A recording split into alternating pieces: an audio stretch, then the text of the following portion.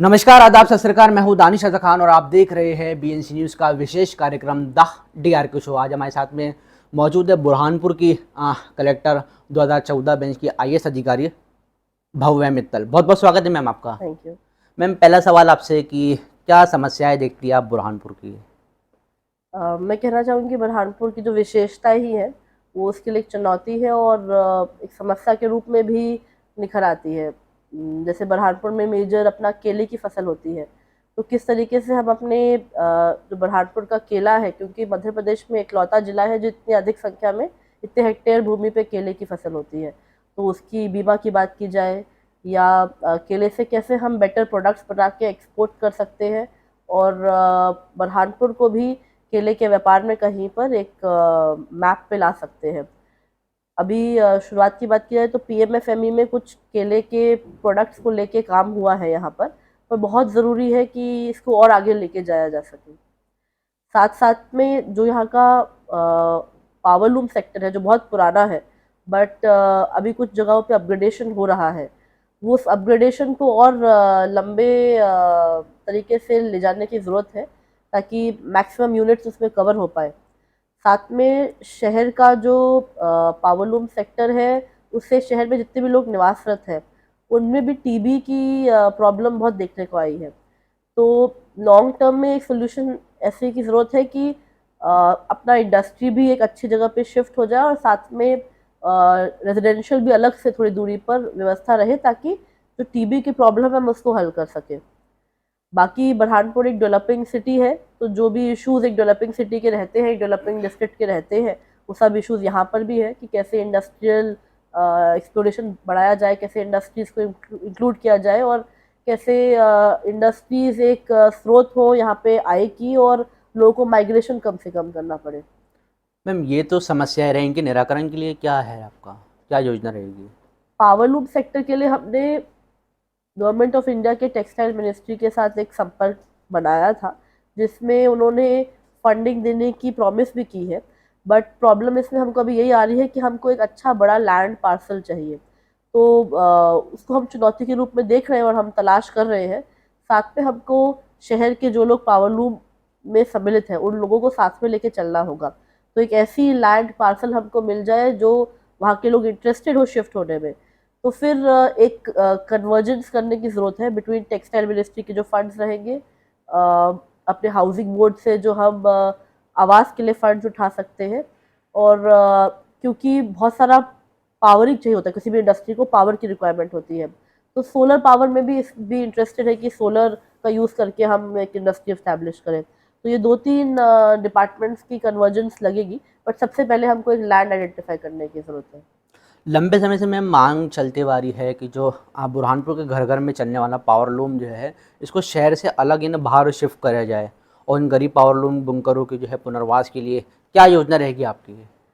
Again, योजना बनाना मुश्किल नहीं है, मुश्किल बस यही है कि कौन सी भूमि और कितनी दूरी पे उसको ली जाए ताकि सब लोग वहाँ पे शिफ्ट होने को इच्छुक भी रहें। तो वो एक बार लैंड हमको फाइनलाइज हो जाती है, हम संपर्क में हैं कई सारे पावर लूम सेक्टर के रिप्रेजेंटेटिव्स के साथ भी। अगर एक अच्छी पीस ऑफ लैंड हमको मिल जाती है तो हम प्रोजेक्ट स्टार्ट करने के सिचुएशन में रहेंगे। बिल्कुल मैम, आप हमारे सवाल आपके जवाब जारी रहेंगे, लेकिन यहाँ पे रुकेगा हम इस छोटे से ब्रेक के लिए, जब तक कि आप भी देखते रहिए BNC न्यूज़।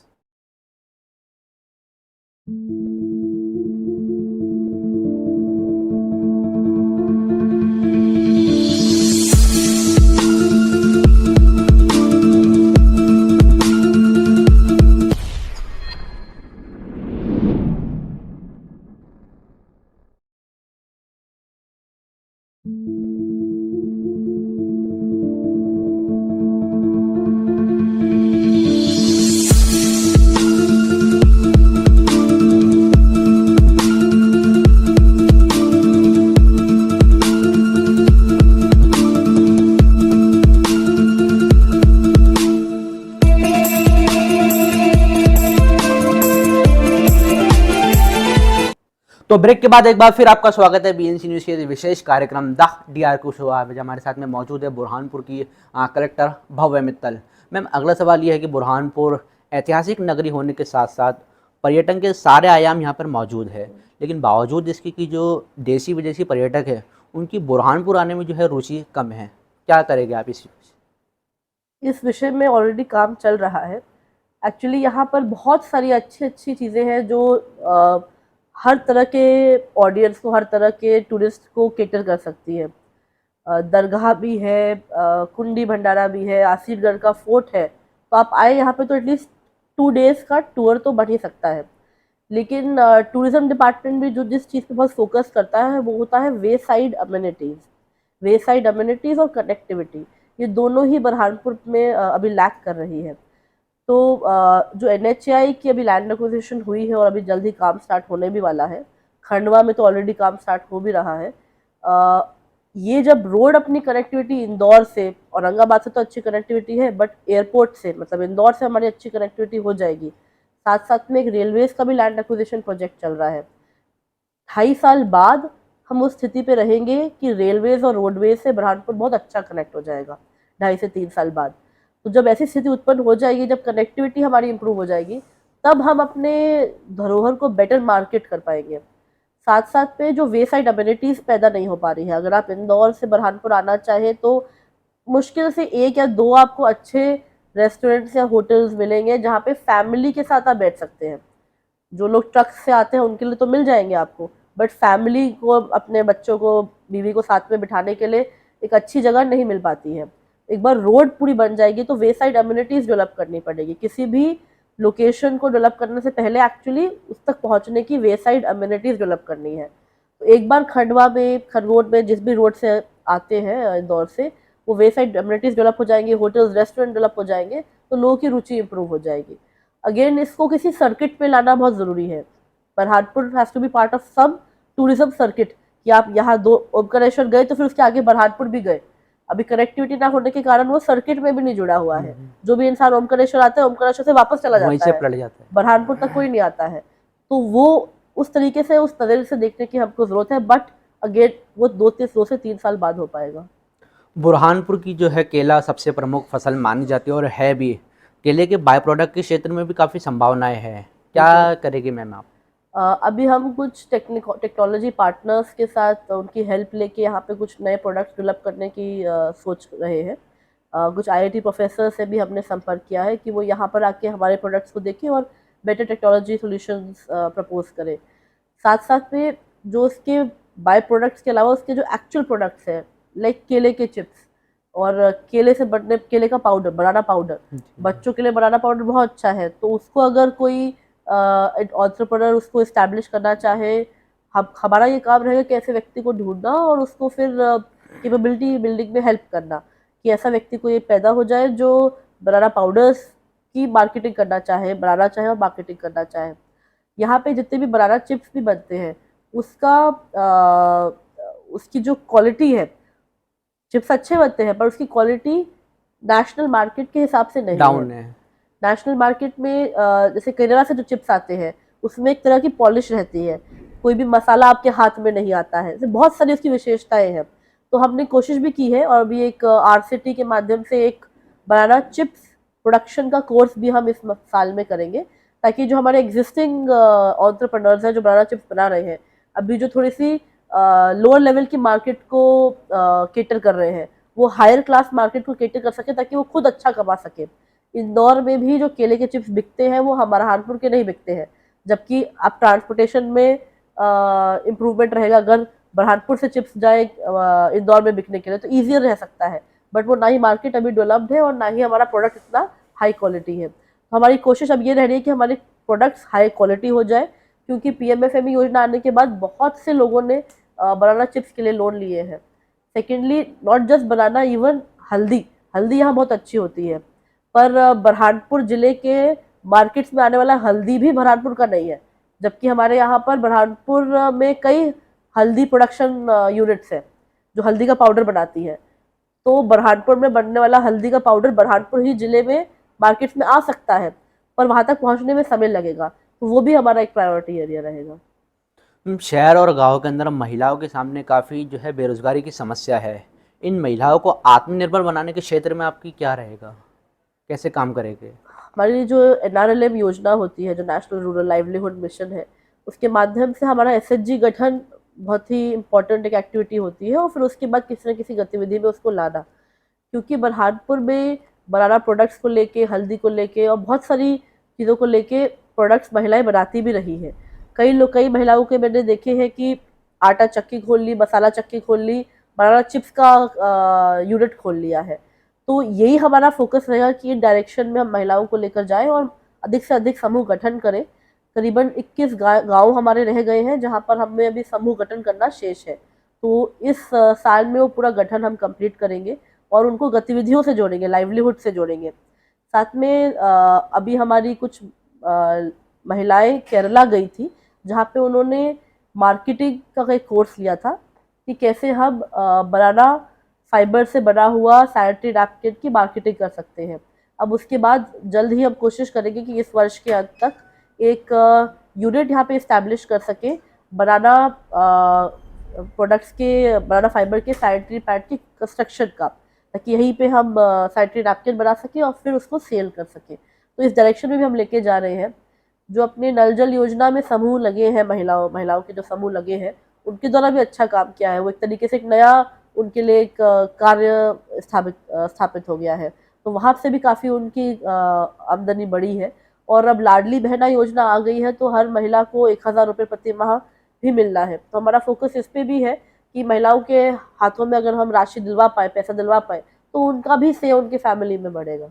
मैम, बुरहानपुर के अंदर नगर निगम, तहसील दफ्तर, बिजली कंपनी के दफ्तरों के अंदर जो गरीब जनता है अपनी समस्याओं के लिए, अपनी शिकायतों के लिए परेशान होते फिरते हैं, तो क्या मैम इस क्षेत्र के अंदर आप प्रशासनिक कसावट लाने की कोशिश करेंगे? बिल्कुल। पहले भी जब भी मुझे ट्राइबल डिपार्टमेंट में खासकर कुछ गलतियां दिखी है इस ज़िले में, तो हमने 2 से 3 एफआईआर करके उन पे कार्रवाई भी की है। हमारा हमेशा यही उद्देश्य रहता है बताने का लोगों को कि करप्शन हम टॉलरेट नहीं करेंगे।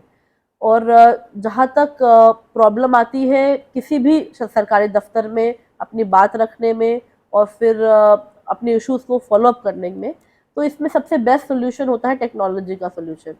आइडियली तो एडमिनिस्ट्रेशन को फेसलेस ही हो जाना चाहिए कि आपको किसी के पास जाके पूछ के बात करके अपनी इशू सॉल्व करने की ज़रूरत ना पड़े।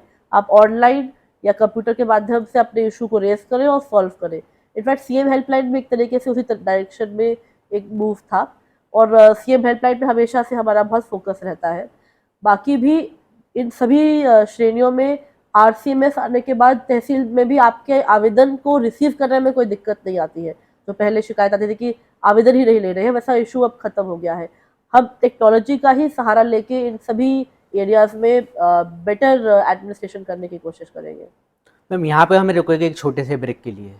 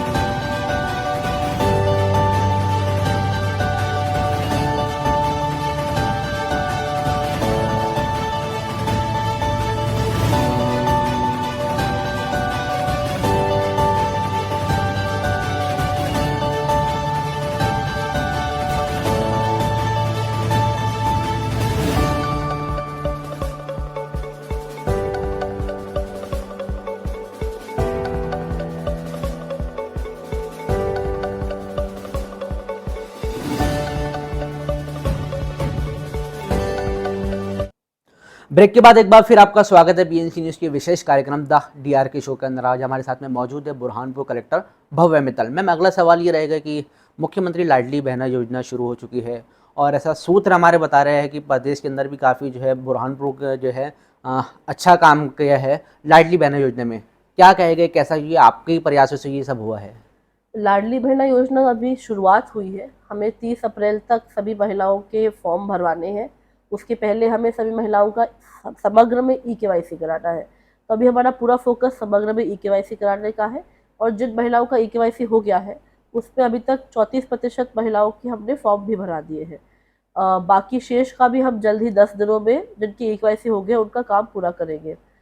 एक अच्छी बात ये है कि इसमें हमारी जो एसएचजी की महिलाएं हैं उन्होंने अच्छा साथ दिया है हमारा, और जितनी भी समूह की महिलाएं हैं उन्होंने बढ़ चढ़ के खुद के भी फॉर्म भरे हैं, और भाभियों को भी, जो दूसरी महिलाएं हैं जो घरों में रहती है, उनको भी लाने की कोशिश की है। तो उनका हमें हमें अच्छा सहयोग मिला है, और हमारी आशा है कि 30 अप्रैल तक हम किसी भी महिला को छोड़े ना, एक एक महिला के फॉर्म हम भरा सकें। मैम आधार सेंटर पर भी काफ़ी भीड़ देखने को मिल रही है और उसके लिए आपने भी एक संदेश भी जारी किया था, बिल्कुल। क्या कहेगी मैम? ये देखने में आया था कि कुछ शिविर प्रभारियों को ये गलती थी, और जनता में भी कुछ ऐसा मैसेज था कि आपके अगर आधार में जो मोबाइल है वो चलता नहीं है, तो आपको उस मोबाइल को, नंबर को बदलने की ज़रूरत है, या फिर आपको पता बदलने के लिए आपको जाना पड़ेगा किसी आधार सेंटर में। तो बहुत सारी महिलाएं आधार सेंटर में काम कराने के चक्कर में हमारे लाडली बहना के शिविर में नहीं आ रही थी, और आधार सेंटर हमारे सीमित हैं, तो हम उसको दुगना करने के प्रयास में हैं, और शायद अप्रैल के फर्स्ट वीक तक हम कर भी लेंगे। पर तब तक महिलाओं को ये संदेश देना ज़रूरी था, और हमारे शिविर प्रभारियों को भी, जिससे भी हम मिलते थे वहाँ तो देते ही थे, बट एक जनरल संदेश देना ज़रूरी था कि आधार में मोबाइल नंबर चेंज करने की कोई आवश्यकता नहीं है लाडली बहना योजना के लिए, क्योंकि लाडली बहना योजना में समग्र में जो मोबाइल है उसी से काम होता है, और अगर आपका कोई पुराना भी मोबाइल है तो वो समग्र का मोबाइल हाथों हाथ बदला भी जाता है आप ऑनलाइन पोर्टल से। तो ये हम उनको संदेश देना चाहते थे। साथ में जून तक माई आधार पोर्टल पे जाके, अगर आपका मोबाइल चालू है तो आप माई आधार पोर्टल पे जाके अपना पता भी खुद ही बदल सकते हैं। तो इसका भी हम एक संदेश सबको बताना ये चाहते थे। निःशुल्क रहेगा मैम? ये निःशुल्क है जून तक। मैम 181 जो है सीएम हेल्पलाइन है, इस पे मैम काफ़ी फर्जी शिकायतें होती है अधिकारियों के खिलाफ में भी और भी लोगों के खिलाफ में। कई लोगों का एक ग्रोथ सक्रिय है जो इसको अपने एक बिजनेस बना लिया है, क्या कहेंगे मैम आप? 181 एक 181 जो है एक ऐसी सुविधा है जो जनता की परेशानियों के निराकरण के लिए पैदा की गई थी। ये किसी के पर्सनल इश्यूज या पर्सनल वेंजेंस के लिए नहीं की गई थी। साथ में जो भी लोग फर्जी शिकायत 181 पे करते हैं या कराते हैं, उनको ये समझना ज़रूरी है कि आप जो है सरकारी समय और सरकारी अधिकारी का टाइम अपनी तरफ अन्य चीज़ों से खींच रहे हैं। तो आप एक तरीके से किसी और का नुकसान कर रहे हो, उनका पूरा एनर्जी आपकी शिकायत पे वर्क करने पे। तो ये बिल्कुल भी एक्सेप्टेबल नहीं है, और इनफैक्ट अगर आप नॉर्मल शासकीय कार्य में इस तरीके की फर्जी शिकायत करके बाधा उत्पन्न कर रहे हो, तो ये शासकीय कार्य में बाधा का भी केस बन जाता है। तो ये भी ध्यान देने की ज़रूरत है लोगों को कि पर्सनल वेंजेंस के लिए आप 181 को यूज़ ना करें, कि किसी के खिलाफ शिकायत करके उसको एक्सप्लॉयटेशन के रूप में यूज़ करने के लिए। और 181 की जो इम्पोर्टेंस है उसको भी आप कम मत करिए, क्योंकि वो एक्चुअली किसी एक्चुअल प्रॉब्लमैटिक इशू को सॉल्व करने के लिए, किसी व्यक्ति की जो इश्यूज कई दिनों से पेंडिंग है उसको सॉल्व करने के लिए है। मैम छात्रावास के लिए भी आपने बुरहानपुर में क्या किया है, थोड़ा सा बताइए? हमारे जो भी अनुसूचित जनजाति के छात्रावास है, उसमें मैंने यहाँ पे आते ही देखा कि काफ़ी बच्चों में आक्रोश भी था, और उनके बहुत सारी प्रॉब्लम्स थी जो हल नहीं हो रही थी। हमने अधीक्षकों की बैठक लेके उनको उनकी ज़िम्मेदारी समझाई कि जो हमारे अधीक्षक हैं, हर पेरेंट अपना 1 या 2 बच्चा पालने में कितनी कठिनाइयों का सामना करता है। हमारे अधीक्षकों को 50-60 कभी-कभी 100 बच्चों की भी ज़िम्मेदारी दी गई है। तो उनका रोल बहुत इम्पोर्टेंट है, और उनको ये साधारण नौकरी की तरीके से देखने की ज़रूरत नहीं है। तो कई छात्रावास के अधीक्षकों ने बहुत अच्छा काम भी किया, और हमने 10 पैरामीटर्स अपने डिसाइड किए थे जिसमें हम अपने छात्रावास को अच्छा करना चाहते थे। जैसे किचन गार्डन हर छात्रावास में होना चाहिए, और उसमें सब्जियां बदल बदल के लगती रहनी चाहिए, क्योंकि अच्छा पौष्टिक भोजन होना बहुत ज़रूरी है। और अगर छात्रावास में ही किचन गार्डन होगा तो वहीं के वहीं सब्जियां अधीक्षक उपलब्ध करा सकते हैं। साथ में सीसीटीवी कैमरा के अंडर पूरा छात्रावास हमेशा रहना चाहिए, तो हमने सीसीटीवी कैमरास भी लगवाए हैं वहाँ पर। और अभी जो हम एक पहल कर रहे हैं कि हर छात्रावास के हर कमरे में बच्चों के लिए खिड़कियों में पर्दे होने चाहिए। बहुत ही सिंपल सी चीज़ है, पर ये नहीं होती है। तो हमको एक-एक छात्रावास में पर्दे उपलब्ध करा के उसको पर्दे भी लगाए जा रहे हैं, जो खासकर कन्या छात्रावास में बहुत अप्रिशिएट किया जा रहा है, बिकॉज़ लड़कियों को उस तरह की प्राइवेसी चाहिए होती है। और पहले वो उनके द्वारा क्या किया जाता था कि बस एक चादर लटका दी जाती थी, तो ये उनके लिए एक अच्छी पहल रही है। कुछ जगहों पे हमने झूले भी लगाए हैं, और खासकर बालक छात्रावास में वो बहुत अच्छा हिट हुआ है, बिकॉज़ लड़कों को लटकना वटकना बहुत पसंद है। तो छात्रावासों में उस तरीके से मैं एक नाम लेना चाहूँगी, English medium school, English medium छात्रावास बहादुरपुर। वहाँ के अधीक्षक ने बहुत ही बेहतरीन काम किया है, किचन गार्डन से लेके रीडिंग रूम तैयार करने तक, और रीडिंग रूम में भी ऐसी व्यवस्थाएं तैयार करने के लिए कि जो बच्चों को पढ़ने के लिए इच्छुक बनाए। झूले भी लगवाए हैं और खाना भी बहुत पौष्टिक दिया जाता है। तो एक तरीके से हमने छात्रावास कायाकल्प करने की कोशिश की है, क्योंकि एक ऐसा एरिया है जिसकी मांग नहीं होती है। मांग होती है तो बच्चों की होती है, जो एक तरीके से बच्चों की बातों को इतनी सीरियसली लिया नहीं जाता है। तो हमने उनकी बातों को सीरियसली लेके छात्रावास कायाकल्प करने की कोशिश की है। अभी प्रयास जारी है कि जो बाकी अनुसूचित जाति और ओबीसी कैटेगरी और एजुकेशन कैटेगरी के जो छात्रावास है, उनमें भी हम गवर्नमेंट से राशि लेके कुछ सुधार कर सकें। मैम आखिरी सवाल, बुरहानपुर की जनता से क्या अपील करना चाहेंगे आप? अभी क्योंकि लाडली बहना का हमारा पूरा कार्यक्रम चल रहा है, तो सभी से यही आग्रह है कि किसी भी समाज की कोई बैठक होती है, किसी भी समिति की बैठक होती है, कहीं पे भी कुछ 100-200 महिलाएं अगर इकट्ठा हो रही है, तो आप हमको ज़रूर बताएं। हम वहाँ पे अपना लाडली बहना का कैंप लगाना चाहेंगे, और चाहेंगे कि हर व्यक्ति का, हर महिला का हम फॉर्म भर सकें और उनको भी लाडली बहना योजना में राशि दिलवा सकें और सशक्त कर सकें। ये एक बहुत ही महत्वाकांक्षी योजना है और इसका अच्छा प्रभाव रह सकता है महिलाओं के बीच में भी और उनको सशक्त करने में। तो इसकी जिम्मेदारी हर व्यक्ति अगर समझे और हर समाज अपनी जिम्मेदारी समझे, तो अभी कुछ लोगों ने मुझे इफ्तार पार्टी में भी बुलाया था और कुछ लोगों ने अभी रामनवमी पे भी बुलाया था। तो हमने हर जगह सबको यही बोला है कि हम आए ना आए, हम ज़रूर एक व्यक्ति अपना भेज देंगे जो आपके यहाँ पे कैंप करेगा, और जो भी महिलाएं आपकी जिस भी कारण से एकत्रित हो रही है, उनको ये लाभ भी प्राप्त होगा। बहुत बहुत शुक्रिया मैम हमको समय देने के लिए। तो ये थे बुरहानपुर के कलेक्टर भव्य मित्तल, जिन्होंने अपने हमारे सवालों के कुछ जवाब दिए हैं। तो इसी तरह की तमाम बड़ी खबरों के लिए बने रहे बीएनसी न्यूज़ के साथ। अगले हफ्ते फिर होगी किसी नई शख्सियत के साथ मुलाकात। जब तक कि आप भी देखते रहिए बीएनसी न्यूज़।